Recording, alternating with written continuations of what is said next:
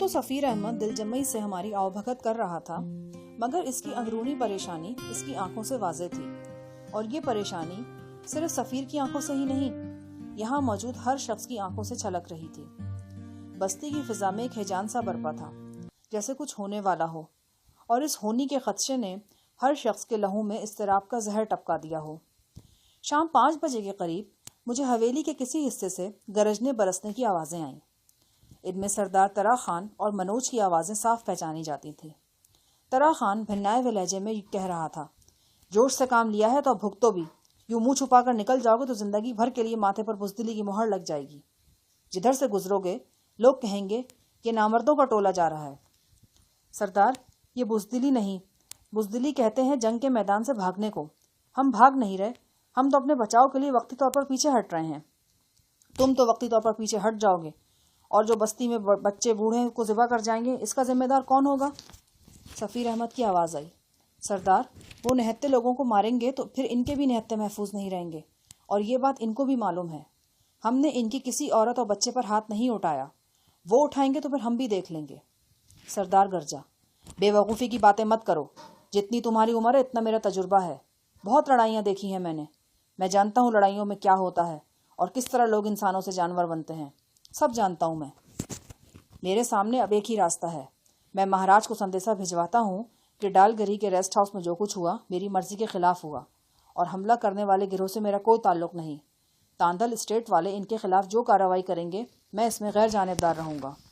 منوج نے کہا، ٹھیک ہے سردار، جو تمہاری سمجھ میں آتا ہے کرو، ہم اپنی لڑائی لڑ سکتے ہیں اور لڑ کر دکھائیں گے، لیکن تمہیں ہمارے گھر بار کی حفاظت کرنا ہوگی۔ اپنا گھر بار اپنے ساتھ لے جاؤ، جب میں تم سے اپنا تعلق ختم کروں گا تو پھر کسی چیز کا ذمہ دار نہیں ہوں گا۔ تم لوگوں نے جو کچھ کیا میں دل سے اس کے خلاف ہوں۔ اگر میں تمہیں پکڑ کر سزا نہیں دے رہا یا تاندل والوں کے حوالے نہیں کر رہا تو اسے میری رعایت سمجھو، اور اہل خانہ سمیت یہاں سے نکل جاؤ۔ سفیر نے محتاط لہجے میں کہا، سردار ذرا ٹھنڈے دل سے غور کریں، اگر ہم… پھر ایک دم آواز آنی بند ہو گئی۔ کسی نے درمیانی دروازہ بند کر دیا تھا جس کے راستے یہ گفتگو مجھ تک پہنچ رہی تھی۔ میرے کانوں میں خطرے کی گھنٹیاں بج رہی تھیں۔ اکیلا ہوتا تو ان تشویشناک حالات میں بھی لمبی تان کر میں سو سکتا تھا، لیکن میرے ساتھ 2 لڑکیاں تھیں، اور مجھے بہر صورت ان کے محافظ کا کردار بھی ادا کرنا تھا۔ یہی کردار تھا جس کے سبب میں لاری کے اندر بھی ایک شیطان کو جہنم واصل نہیں کر سکا تھا۔ بڑی کڑی آزمائش تھی وہ۔ ایک طرف ایک بے بس بنت ہوا کی چیخو پکار تھی، اور دوسری طرف میری مصلحتیں۔ بالآخر میں نے مصلحتوں کا دامن تھام کر ایک سفاک حقیقت کے سامنے گردن جھکا دی تھی۔ اگر کوئی خیال اس یاد کی تلخی کو کم کر رہا تھا تو وہ صرف یہ تھا کہ میں نے سب کچھ اپنے لیے نہیں دوسروں کے لیے کیا تھا، غزالہ اور نشا کے لیے کیا تھا۔ سوچنے کی بات یہ تھی کہ اب کیا ہوگا۔ یہ حقیقت تو بہت حد تک واضح ہو گئی تھی کہ ریسٹ ہاؤس کے خونریز ہنگامے سے مہاراج رتن سنگھ کسی طور بچ نکلا ہے۔ یقیناً وہ سیدھا اپنی راجدھانی جو پور پہنچا ہوگا۔ اس کے جو پور پہنچتے ہی مہاوش قبیلے کے خلاف انتقام کی آگ بھڑک اٹھی ہوگی، اور یہ آگ صرف تاندل اسٹیٹ میں ہی نہیں بھڑکی ہوگی، اس کے شعلے جودھ پور سے بھی بلند ہوئے ہوں گے۔ کیپٹن آر کے بھوانی ان دنوں جودھ پور میں رہتا تھا، تاہم اس کا اصل تعلق کشن گڑھ سے تھا۔ اس حوالے سے لازم تھا کہ کشن گڑھ میں بھی طوفان آیا ہوگا، اور اب کوئی وقت جاتا تھا کہ مہاوش قبیلے کے دشمن آندھی اور طوفان کی طرح اس بستی پر وارد ہونے والے تھے۔ یہی سبب تھا جو ہر آنکھ میں اضطراب کروٹ لے رہا تھا، اور کچھ بہت زیادہ مضطرب لوگ یہاں سے نکل بھاگنے کی فکر میں تھے۔ میرا اندازہ بالکل درست نکلا۔ جو ہی بستی کے دروبام کو تیرگی نے ڈھانپا، سفیر احمد میرے پاس آیا۔ سائیں علی اس وقت قالین پر پاؤں پسارے خراٹے لے رہا تھا۔ سفیر احمد نے دبی آواز میں کہا، تم سائیں جی کو جگاؤ، ہمیں ابھی یہاں سے روانہ ہونا ہے۔ لیکن کہاں؟ یہ میں بعد میں بتاؤں گا۔ یہاں بستی میں ہمارے لیے سخت خطرہ ہے، تم فوراً تیار ہو جاؤ۔ وہ ہاپتا ہوا سا کمرے سے باہر نکل گیا۔ میں نے سائیں علی کا شانہ جھنجھوڑ کر اسے جگایا۔ وہ گہری سرخ آنکھوں سے مجھے گھورتا رہا، پھر حق ہو کا نعرہ بلند کر کے اٹھ بیٹھا۔ فوراً اپنی گھڑی سمیٹتے ہوئے بولا، چلو چلو اٹھو، بھاگو یہاں سے، بڑا خطرہ ہے، چلو جلدی کرو۔ کسی وقت سائیں علی اسی طرح بڑے پتے کی بات کرتا تھا۔ ہمارے اٹھتے اٹھتے سفیر احمد زنان خانے سے غزالہ اور نشا کو لے آیا۔ دونوں سرتاپا چادروں میں لپٹی ہوئی تھیں۔ سفیر احمد کے ہاتھ میں مجھے ایک بڑی خاص شے نظر آئی۔ یہ وہی بریف کیس تھا جس کا ذکر میں نے سفیر احمد سے لاری میں کیا تھا، اور اس نے اشارتاً مجھے بتایا تھا کہ بریف کیس محفوظ ہاتھوں میں ہے۔ سفیر نے اندر آتے ہی کہا، چلیں، آئیں جی، باہر چلیں، گاڑی ہمارا انتظار کر رہی ہے۔ سائیں علی پہلے سے ہی باہر نکل چکا تھا، ہم بھی اس کے پیچھے پیچھے آئے۔ یہاں ایک چوراہے میں وہی سرخ لاری موجود تھی۔ لاری میں 25-30 افراد بیٹھے تھے، وہ سب مسلح تھے۔ ایک باپردہ عورت کے سوا وہ سب جوان اور درمیانی عمر کے مرد تھے۔ سائیں علی لاری کے فرش پر آلتی پالتی مار کر بیٹھ چکا تھا۔ ہم بھی سفیر احمد کے ساتھ اندر داخل ہوئے۔ ابھی لاری چلی نہیں تھی کہ بستی کے کسی حصے میں فائرنگ شروع ہو گئی۔ میں نے لاری میں موجود افراد کا جائزہ لیا۔ ان کے چہرے پرسکون تھے۔ اندازہ ہوا کہ یہ ہوائی فائرنگ ہے۔ بعد ازاں کی تصدیق بھی ہو گئی۔ فائرنگ تقریباً 3-4 منٹ جاری رہی، پھر ایک گلی سے 10-12 گھڑ سوار برآمد ہوئے اور بستی سے نکل کر زیر تعمیر سڑک کی طرف چل دیے۔ لاری بھی سٹارٹ ہو کر ان کے پیچھے روانہ ہو گئی۔ میں دیکھ رہا تھا کہ لاری میں سبھی سائیں علی کو عقیدت اور احترام کی نظر سے دیکھ رہے ہیں۔ غالباً سفیر احمد نے ان سے سائیں کا تعارف بڑے اچھے الفاظ میں کرایا تھا۔ مجھے معلوم نہیں تھا کہ ہماری منزل کہاں ہے، بس اتنا پتا تھا کہ مہاراج رتن سنگھ کے حملے کا خوف کچھ لوگوں کو بستی چھوڑنے پر مجبور کر رہا ہے، اور ہم بھی لوگوں کے ساتھ محو سفر ہیں۔ آدھے پون گھنٹے بعد مجھ پر انکشاف ہوا کہ لاری میں غزالہ اور نشا کے علاوہ جو تیسری عورت سوار ہے وہ پرم ہے۔ میں نے اسے اس کے براؤن سینڈل سے پہچانا، ورنہ اس کا سراپا بھی غزالہ اور نشا ہی کی طرح ایک طویل چادر میں چھپا ہوا تھا۔ یہ طویل چادر یہاں کے مقامی لباس کا جزء خاص تھی۔ اکثر خواتین مجھے اس چادر کے پیچھے اوجھل نظر آئی تھیں۔ میں نے سوچا اگر پرم لاری میں موجود ہے تو یقیناً منوج بھی ہوگا۔ میں نے لاری میں اچھی طرح دیکھا، منوج وہاں نہیں تھا۔ اس کا مطلب تھا کہ وہ گھڑ سواروں میں شامل ہے۔ کچھ دیر بعد میرے اس اندازے کی تصدیق ہو گئی۔ لاری کی ہیڈ لائٹس میں نے منوج کو دیکھا۔ وہ ایک تازی گھوڑے پر سوار تھا۔ خاکستری پٹی دار پگڑی سے اس نے اپنے چہرہ ڈھانپ رکھا تھا۔ میں نے اسے اس کے ڈیل ڈور اور گلے کی تلائی چین سے پہچانا۔ رات کی تاریکی میں ہمارا ایک کٹھن سفر قریباً 2 گھنٹے جاری رہا۔ اس دوران ایک بار ٹائر تبدیل کرنا پڑا، جبکہ 2 بار انجن میں کوئی خرابی پیدا ہوئی۔ گھڑ سوار لاری کے آگے آگے چل رہے تھے، ان میں سے کچھ کے ہاتھوں میں ٹارچیں بھی تھیں۔ لاری اونچے نیچے راستے پر بری طرح ہچکولے کھا رہی تھی۔ مختصر نشست پر میں، غزالہ اور نشا ایک دوسرے سے لگ کر بیٹھے تھے۔ غزالہ میرے اور نشا کے درمیان تھی۔ اس کا گداز جسم میرے پہلو سے پیوست تھا۔ صورتحال ایسی تھی کہ اس کے لیے جسم چرانے کی گنجائش بھی نہیں تھی۔ اونچے نیچے ٹیلوں اور جھاڑیوں کے درمیان کچھوے کی رفتار سے رینگتی ہوئی گاڑی ایک ڈھلان پر پہنچ کر رک گئی۔ سب لوگ نیچے اتر آئے۔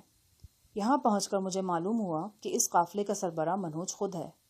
وہی تمام افراد کو ہدایات جاری کر رہا تھا۔ سفیر احمد کی حیثیت منوج کے مشیر خاص کی تھی۔ اس قافلے میں کل 50 افراد شامل تھے۔ غزالہ، نشا اور پرم کماری کے سوا کوئی عورت یا بچہ قافلے میں شامل نہیں تھا۔ مجھے وہ مکالمہ یاد آیا جو چند گھنٹے پہلے بستی میں سردار ترا خان اور منوج کے درمیان ہوا تھا۔ سردار ترا خان نے منوج کو ہدایت کی تھی کہ وہ اور بستی چھوڑنے والے تمام افراد اپنے اہل خانہ کو ساتھ لے جائیں، کیونکہ ان کی حفاظت کی ذمہ داری قبول نہیں کی جائے گی۔ سردار کی اس ہدایت کے برعکس تمام مسلح افراد اہل خانہ کے بغیر یہاں پہنچے تھے۔ میں نے اندازہ لگایا کہ اس سلسلے میں سردار اور منوج وغیرہ میں کسی طرح کی مفاہمت ہو چکی ہے۔ جس جگہ لاری رکی وہاں سے پیدل سفر شروع ہوا۔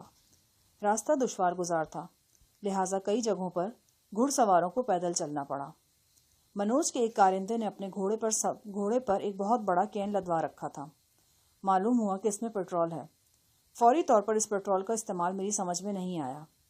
قریباً 1 گھنٹے کی پردشوار مسافت کے بعد ہم ایک تنگ گھاٹی میں پہنچے۔ یہ جگہ پڑاؤ اور پناہ کے لیے بہت مناسب تھی۔ 3 اطراف گھنے درختوں اور ٹیلوں کے سبب محفوظ تھی۔ چوتھی جانب ایک کٹی پھٹی ڈھلان دور تک چلی گئی تھی۔ ہم چونکہ بلندی پر تھے لہٰذا فاصلے تک نگاہ رکھ سکتے تھے۔ اگر کوئی کاشائی کی بستی سے یہاں تک کا سفر طے کر کے ہم سے 2 ہاتھ کرنے آتا تو ہم اسے دور سے دیکھ سکتے تھے۔ منوج کی ہدایت یہ تھی کہ آج شب آگ بالکل نہیں جلائی جائے گی۔ روشنی کا واحد ذریعہ ٹارچیں تھیں۔ ان ٹارچوں کی مدد سے پڑاؤ کے لیے جگہ چنی گئی تھی۔ عارضی بندوبست کے طور پر 6-7 خیمے کھڑے کر دیے گئے تھے۔ کچھ افراد نے کھو نما مقامات پر ڈیرا جما لیا۔ سائیں علی کے طفیل مجھے اور غزالہ وغیرہ کو بھی ایک آرام دہ خیمے میں جگہ مل گئی۔ یہ خیمہ ہموار زمین پر نصب تھا۔ زمین پر موٹی دری بچھی تھی اور اس پر ایک اجلی چادر پھیلا دی گئی تھی۔ سفیر احمد نے کہا کہ ہم آرام کریں، اب ڈر و فکر کی کوئی بات نہیں۔ میں نے سفیر احمد سے کہا، جہاں تک میں سمجھا ہوں تم لوگ مہاراج رتن کی جوابی کارروائی کے ڈر سے یہاں آئے ہو، لیکن یہ بھی ہو سکتا ہے کہ تم لوگوں کا غصہ بستی کے نہتے افراد پر اتارا جائے۔ ان میں تمہارے اہل و عیال بھی تو شامل ہوں گے۔ نہیں، ایسا نہیں ہوگا، میں مطمئن ہوں۔ لیکن کیوں؟ سردار ترا خان سب کچھ سنبھال لے گا۔ بستی سے روانہ ہوتے وقت تم نے فائرنگ کی آواز سنی تھی نا؟ میں نے اس بات میں سر ہلایا۔ اس فائرنگ کا مقصد یہی ظاہر کرنا تھا کہ ہمارے اور سردار ترا خان کے درمیان جھڑپ ہوئی ہے۔ اس نے ہمیں بستی میں روکنا چاہا ہے، لیکن ہم مار دھاڑ کر کے نکل بھاگے ہیں۔ بات میری سمجھ میں اب آ رہی تھی۔ غالباً یہ منصوبہ سفیر احمد ہی کا بنایا ہوا تھا۔ بستی چھوڑنے والے مسلح افراد نے خود کو باغی گروہ ظاہر کیا تھا اور ایک نورا لڑائی کے بعد کاشائی سے نکل آئے تھے۔ اس شب آرام ہمارے نصیب میں نہیں تھا۔ انجانے خدشات نے ذہن کو گھیر رکھا تھا۔ کان ہر گھڑی بیرونی آہٹوں پر لگے تھے۔ اس کے علاوہ ایک انجانی اور 13 تاریخ جگہ پر قیام کا خوف بھی تھا۔ یہاں کیڑوں کی بھرمار تھی اور وہ خیمے کی دیواروں پر رینگتے نظر آتے تھے۔ یقیناً یہاں وہ زہریلے حشرات بھی ہوں گے۔ وہ شب ہم نے آنکھوں میں کاٹی۔ نشا یکسر خاموش اور گمسم تھی، اور نشا پر ہی کیا موقوف، ہم سب خاموش تھے۔ میری نگاہوں میں رہ رہ کر کیپٹن آر کے بھوانی کی کٹی پھٹی لاش گھوم جاتی تھی۔ ایک نہایت بااثر اور بارسوخ شخص نہایت بے بسی کی موت مرا تھا، اور اس کی موت کا سبب ایک ایسا واقعہ تھا جس سے اس کا براہ راست کوئی تعلق نہیں تھا۔ پرم سے شادی مہاراج رتن نے کی تھی، بلکہ اس نے بھی کہاں کی تھی، تیواری لال نے کروائی تھی۔ اس نے پرم کے گھرانے سے پرانا بدلہ چکانے کے لیے پرم کی ماں کو اس جنجال میں پھنسایا تھا۔ اس لحاظ سے مہاوش قبیلے کا اصل نشانہ تیواری لال ہونا چاہیے تھا، لیکن وہی بچ نکلا تھا۔ جھاڑ جھنکار سے اٹی ہوئی اس تنگ گھاٹی میں ہم نے پورے 3 روز گزار دیے۔ پہلے 36 گھنٹے تو ہر شخص زبردست اعصابی تناؤ کا شکار رہا تھا، لیکن پھر دھیرے دھیرے یہ کیفیت ختم ہو گئی تھی۔ اب بیشتر افراد کو یہ یقین ہو چلا تھا کہ مہاراج رتن اور کیپٹن بھوانی کے ورثہ ان تک پہنچنے میں ناکام رہے ہیں۔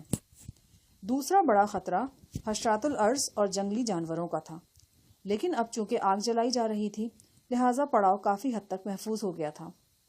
ویسے بھی جہاں حضرت انسان کی چہل پہل ہو جائے وہاں جنگلی حیات کا زور ٹوٹ جاتا ہے۔ اب گھاٹی میں مختلف جگہوں پر 4-5 چھلداریاں مزید لگائی جا چکی تھیں۔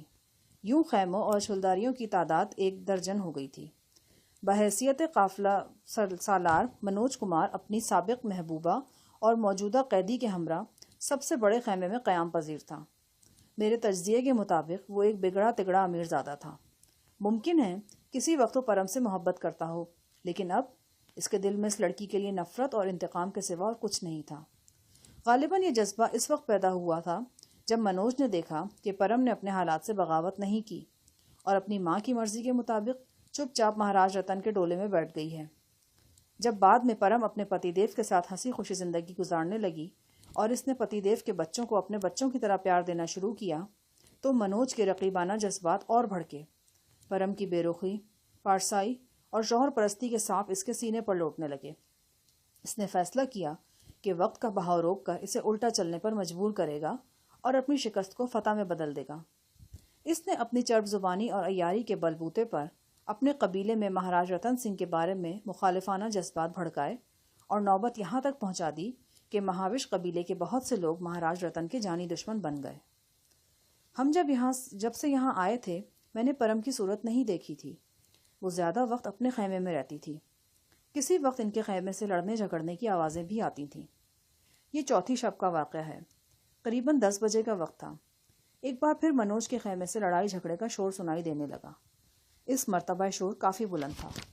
پرم چیخ چیخ کر کچھ کہہ رہی تھی۔ جواب میں منوج کی دھاڑیں سنائی دے رہی تھیں۔ سائیں علی ان آوازوں کو سن کر قہقہے لگانے لگا، جیسے وہ کوئی دلچسپ تماشا دیکھ رہا ہو۔ میں غزالہ اور نشا کو خیمے میں چھوڑ کر باہر نکلا۔ ہمارے سامنے والے خیمے کے مکین بھی باہر کھڑے تھے اور جھگڑے کی آوازیں سن رہے تھے۔ پرم چلا رہی تھی، نہیں کروں گی، میں کہہ رہی ہوں نہیں کروں گی دستخط، میں بیاہتا ہوں، میرے پتی ابھی زندہ ہیں۔ زوردار تھپڑ کی آواز آئی۔ منوج گرجا، ابھی پتی کا بھوت تیرے سر سے نہیں اترا؟ یاد رکھ، میں جتنا نرم ہوں نا اتنا سخت بھی ہوں. ایسی موت ماروں گا تجھے کہ تیری آتما بھی چیختی چلاتی پھرے گی. پھر وہ سچ مچ پرم کو کسی لکڑی سے مارنے لگا. دھما چوکڑی کی آوازوں میں اضافہ ہوا تو سفیر احمد بھی بھاگتا ہوا موقع پر پہنچ گیا. اس نے خیمے کے اندر جانا چاہا لیکن خیمے کی پردے کی ڈوری اندر سے بندھی ہوئی تھی. وہ خیمے میں نہیں گھس سکا. منوج، کیا کر رہے ہو؟ منوج، میری بات سنو. منوج پر ان آوازوں کا کوئی اثر نہیں ہوا. وہ پرم پر چیخ رہا تھا، سندر چڑیل، میں تجھے اس قابل ہی نہیں چھوڑوں گا کہ تو کسی کو شکل دکھا سکے. جھلسا کے رکھ دوں گا تیری اس گوری چمڑی کو. یکلخت مجھ پر انکشاف ہوا کہ خیمے کے اندر صورتحال سنگین تر ہو گئی ہے. چیخو پکار سے ظاہر ہو رہا تھا کہ منوج کے ہاتھ میں تیزاب ہے اور وہ پرم کا چہرہ جھلسانے پر کی دھمکیاں دے رہا ہے. اس کاغذ پر دستخط کر دے. پکڑ یہ قلم اور لکھ اپنا نام. نہیں لکھوں گی. تم سے جو ہوتا ہے کر لو. میں نہیں کروں گی دستخط. پرم کے لہجے میں عجیب سا ہیجان تھا. یوں لگتا تھا کہ وہ ڈر و خوف کی ہر حد سے گزر چکی ہے. منوج کی خطرناک آواز ابھری، کتیا کی بچی، میں سچ کہہ رہا ہوں. یہ تیزاب تیرے منہ پہ پھینک دوں گا. بھگوان کی سوگن پھینک دوں گا. تو جب پھینکے گا تب پھینکے گا. میں خود ہی پھینک لیتی ہوں. ایک دم خیمے میں دھینگا مشتی عروج پر پہنچ گئی. خیمے کے گرد اب مجمع لگ چکا تھا. سفیر احمد حلق کی پوری قوت سے منوج کو آوازیں دے رہا تھا. میں نے ایک لشکری کی پٹی سے خنجر کھینچا اور لپک کر خیمے کی دیوار چاک کر دی. میں اور سفیر آگے پیچھے خیمے میں داخل ہوئے. لالٹین کی روشنی میں وحشت انگیز منظر نظر آیا. پرم اور منوج گتھم گتھا تھے. منوج کے ہاتھوں میں ایک کھلے منہ کی بوتل تھی. پرم یہ بوتل اس سے چھیننے کی کوشش کر رہی تھی. منوج کا رنگ زرد ہو رہا تھا جبکہ پرم بھوکی شیرنی بنی ہوئی تھی. حالات نے بڑی تیزی سے پلٹا کھایا تھا. صرف چند سیکنڈ قبل منوج شیر کی طرح دھاڑ رہا تھا اور پرم کو دھمکا رہا تھا کہ بوتل کا تیزاب اس کے چہرے پر پھینک دے گا. اب پرم خود یہ اقدام کرنا چاہتی تھی اور منوج کے ہاتھوں کے طوطے اڑے ہوئے تھے. وہ اسے روکنا چاہ رہا تھا، اس کی خوبصورتی کو بچانا چاہ رہا تھا جس کے بغیر پرم اس کے کسی کام کی نہیں تھی. ان دونوں کے قریب جاتے ہی مجھے تیزاب کی تیز بو محسوس ہوئی. میں نے دیکھا تیزاب کے قطرے پرم کے مرمری رخسار پر چمک رہے ہیں. اس کی گردن بھی تیزاب سے بھیگی ہوئی تھی. ہمارے دیکھتے ہی دیکھتے کچھ اور تیزاب اچھل کر اس کے چہرے پر گرا. وہ چیخی نہ چلائی نہ درد سے بےتاب ہوئی، بس منوج کے ہاتھوں سے بوتل چھیننے کی کوشش کرتی رہی. اس دیوانہ وار کوشش میں کے نتیجے میں تیزاب مسلسل چھلک رہا تھا اور اس کے چھینٹے منوج پر بھی گر رہے تھے. منوج کے چہرے پر ابھرتی ہوئی اذیت صاف دیکھی جا سکتی تھی. زمین پر وہ طلائی زنجیر ٹوٹی پڑی تھی جو منوج کے گلے میں نظر آتی تھی، اور اس کے علاوہ ایک اسٹیمپ پیپر بھی تھا. جیسا کہ بعد میں معلوم ہوا، اس پیپر پر پرم کی طرف سے یہ اعتراف نامہ لکھا گیا تھا کہ مہاراج رتن سنگھ سے اس کے بیاہ کی کوئی قانونی حیثیت نہیں، کیونکہ اس بیاہ کے سلسلے میں اس پر زبردستی کی گئی تھی اور جان سے مارنے کی دھمکیاں دی گئی تھیں. پرم اور منوج کی دھینگا مشتی کے دوران اچانک بوتل منوج کے ہاتھ سے چھوٹ گئی. پرم بوتل سمیت لہرا کر دری پر گری. بوتل اس کے دائیں ہاتھ میں تھی. میں نے لپک کر اس کی دائیں کلائی پر پاؤں رکھ دیا. سفیر آگے بڑھا تو اس نے اپنی پگڑی بوتل پر پھینک کر اسے پرم کے ہاتھ سے چھین لیا.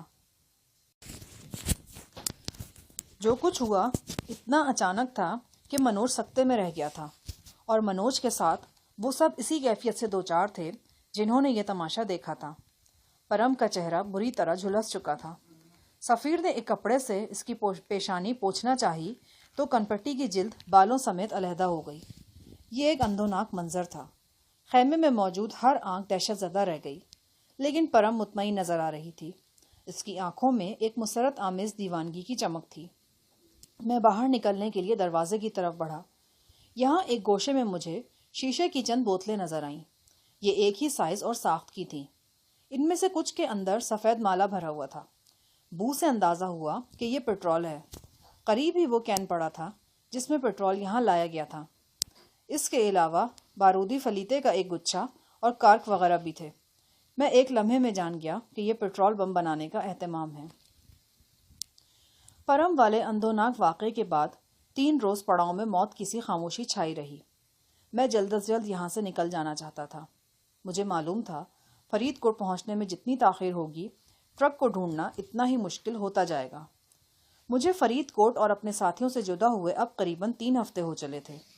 میں اس وقت سے مکمل تاریکی میں تھا اور یہ تاریکی میرے لیے اب شدید الجھن بنتی جا رہی تھی.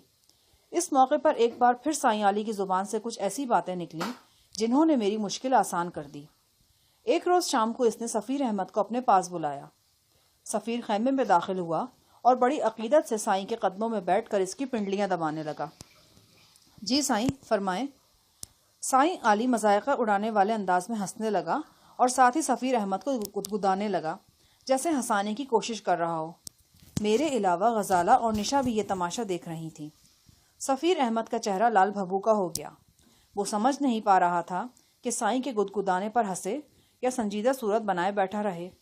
سائیں اپنے عقیدت مندوں کو اچانک ایسی ہی مشکل سے دوچار کر دیا کرتا تھا۔ کچھ دیر سفیر کو گدگدانے کے بعد سائیں نے اسے گھوڑا بنا لیا اور اس کی پیٹھ پر سوار ہو گیا۔ منہ سے ٹک ٹک کی آواز نکال کر بولا، چل اوئے فرید کوٹ چل، اوئے میں کہتا ہوں چل فرید کوٹ۔ اس نے سفیر احمد کی بانچھوں میں ایک ایک انگلی ڈال رکھی تھی اور ان سے لگام کا کام لے رہا تھا۔ احساس شرمندگی سے سفیر احمد کا چہرہ سرخ ہو رہا تھا، لیکن وہ بلا چوں چرا سائیں علی کی ہدایت پر عمل کر رہا تھا۔ یہ قابل دید منظر تھا۔ متین صورت سفیر احمد گھٹنوں اور ہاتھوں کے بل چلنے کی کوشش کرنے لگا۔ سائیں علی کبھی اسے دائیں طرف موڑ دیتا، کبھی بائیں طرف۔ ایک پاؤں سے وہ سفیر کو باقاعدہ ایڑ لگانے کی کوشش کر رہا تھا۔ اس کوشش میں وہ 2-3 مرتبہ گرتے گرتے بچا۔ یہ مناظر مذائقہ خیز تھے، لیکن اس مذائقہ خیزی میں مسکراہٹ کی گنجائش نہیں تھی۔ ایک طرح کی سراسیمگی تھی جو ہمیں گھیرے میں لیے ہوئے تھی۔ خاص طور پر غزالہ اور نشا تو خاصی خوفزدہ نظر آ رہی تھیں۔ بار بار ایڑ لگانے کے باوجود جب سفیر احمد گھوڑے کی طرح نہیں دوڑ سکا تو سائیں علی نے اتر کر اس کی پیٹھ پر لات جمائی اور غرا کر بولا، جا دوسرا گھوڑا لے کر آ، بہت لمبا سا گھوڑا، سفید رنگ کا ہو، ہم چاروں اس پر سوار ہونا چاہتے ہیں۔ جلدی کر حرامی، فٹافٹ جا، نہیں تو شفیع محمد فرید کوٹ میں جھاڑو پھر جائے گا۔ پھر وہ اپنی ترنگ میں کسی نامعلوم شفیع کو گالیاں دینے لگا۔ ان کلاسیکل گالیوں کو سن کر غزالہ اور نشا کے لیے خیمے میں رہنا ممکن نہیں تھا۔ وہ باہر نکل گئیں۔ کچھ دیر بعد میں اور سفیر احمد بھی باہر آ گئے۔ سائیں علی بدستور شفیع کے قریبی عزیزوں سے نازیبا رشتے جوڑتے رہا۔ سفیر احمد نے خیمے سے باہر آ کر پیشانی سے پسینہ پوچھا اور دبے لہجے میں بولا، میرا خیال ہے سائیں جی واپس فرید کوٹ جانا چاہ رہے ہیں۔ یقیناً یہی بات ہے۔ میں نے ہاں میں ہاں ملائی۔ میں تو خود یہاں سے نکلنے کا بہانہ ڈھونڈ رہا تھا، لیکن وہ تو سفید گھوڑے کا ذکر کر رہے ہیں، اور سفید گھوڑا ہمارے پاس ایک بھی نہیں۔ سفیر نے الجھن آمیز لہجے میں کہا۔ اچھا بھلا سمجھدار شخص فرت عقیدت میں گھن چکر بنا ہوا تھا۔ میں نے کہا، یہ تو فقیروں کی رمزیں ہوتی ہیں۔ دانا کہتے ہیں فقیر کی جو رمز سمجھ میں نہ آئے اس پر زیادہ سوچ بچار نہیں کرنی چاہیے۔ سیدھی سادی بات یہ ہے کہ سائیں علی ہمیں یہاں سے لے کر جانا چاہتے ہیں اور اس کے لیے انہیں گھوڑوں کی ضرورت ہے۔ کچھ دیر ہم اس مسئلے پر تبادلہ خیال کرتے رہے۔ سفیر احمد کو اس بات پر کوئی اعتراض نہیں تھا کہ میں سائیں علی اور دونوں لڑکیوں کو لے کر فرید کوٹ چلا جاؤں، لیکن وہ خود بھی ہمارے ساتھ جانا چاہ رہا تھا۔ اس کی اس خواہش کے پیچھے ایک بہت بڑی وجہ تھی۔ گفتگو کے دوران مجھ پر انکشاف ہوا کہ سفیر احمد گمشدہ ٹرک کے حوالے سے سب کچھ جان چکا ہے، اور اسے یہ بھی علم ہے کہ اس ٹرک سے میرا اور سائیں علی کا گہرا تعلق ہے۔ سفیر احمد تک یہ معلومات کیسے پہنچی؟ یہ بہت اہم سوال تھا۔ اس سوال کا جواب بھی مجھے سفیر احمد نے ہی دیا۔ وہ بولا، مہاراج رتن کے ملازمت میں ہمارا ایک مخبر موجود تھا۔ اس کے ذریعے پل پل کی خبریں ہم تک پہنچتی تھیں۔ اسی مخبر کے ذریعے ہمیں پتہ چلا تھا کہ مہاراج رتن اپنی پتنی پرم کماری سمیت ڈالگری والے ریسٹ ہاؤس میں موجود ہیں، اور وہاں اس سے 2 ہاتھ کیے جا سکتے ہیں۔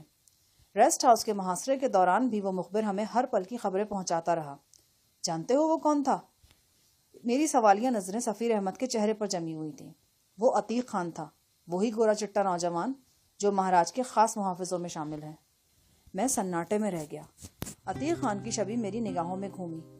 یہ اندازہ مجھے شروع سے تھا کہ مہاراج کے ساتھیوں میں کوئی کالی بھیڑ ہے، لیکن وہ بھیڑ عتیق خان ہوگا؟ میں سوچ بھی نہیں سکتا تھا۔ کیسے کیسے چہروں کے پیچھے کیسے کیسے لوگ چھپے رہتے ہیں۔ نگاہیں ہر مقام پر دھوکہ کھاتی ہیں اور مشاہدات دھرے کے دھرے رہ جاتے ہیں۔